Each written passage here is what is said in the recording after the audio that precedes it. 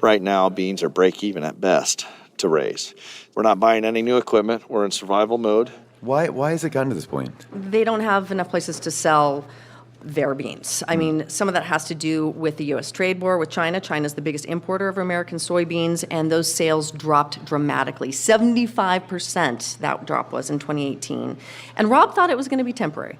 Me personally, I was looking at this is a short-term deal, and I'm not going to pick China over the U.S., so I'm like, yeah, let's even this stuff out. He's like willing to take the hit here. Right, but he's not just taking the hit on soybeans. Even more, it's Rob's corn production that's suffering. He is a Republican, and he generally votes that way, and he voted for Donald Trump in 2016. But last fall, the president did something that Rob cannot get over. I was mad, and I'm still pretty upset about it. He's talking about a move by the Trump administration last fall. The EPA, the Environmental Protection Agency, granted these exemptions to dozens of oil producers so they don't have to mix ethanol into gasoline. Ethanol is a biofuel, it's made of corn, and by mixing it in, it's supposed to make gas more environmentally friendly, right? But because of those waivers, oil refineries stopped buying ethanol. Oh, and that meant that they no longer needed to buy corn from Rob. Right, exactly. We're not asking for a whole lot, but when we were already getting knocked down from trade, the least the administration could have done was prop us up there and give us something that's going to go year after year, you know.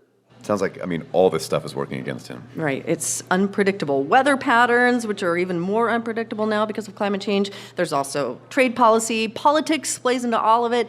And honestly, Rob is worried that things will get so hard, his boys won't be able to take over the family farm and make a living. And here's a bit where I get to play cute tape of his 11-year-old Isaac taking care of his horses. Hi, Macy. Isaac, can you take the wrap down and put it in the barn, please? Yeah, after I get this hay out of my neck. They were just doing chores around the farm, and clearly Rob is so in his element. He's on his farm working with his son, but because things have been so tough financially, he can't be here all the time anymore. He's had to take a part-time job driving semi-trucks. You know what? I don't mind doing it. It's something that the boys, what's that? You mind it? Yeah, really. You know, it does cut into a little bit on family time and stuff. I have some different hours, but you understand why we have to do it, right? Yeah. So that's the big thing, that they understand, and I'm not, I'm pretty proud, and I don't want to have to ask for anything, so we make sacrifices.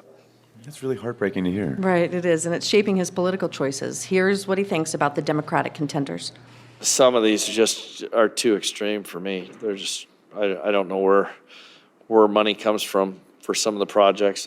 It just blows my mind. Joe Biden, not moderate enough for you? Joe Biden, I don't trust him. You know, with what's going on right now with the impeachment, I think Trump got caught and maybe Biden didn't. That's just the way I look at it. And you trust Donald Trump? I didn't say that either. I didn't say that I was voting for him.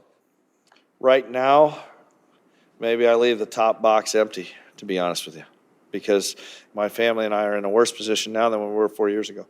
So it's very difficult to say, yeah, he got my vote.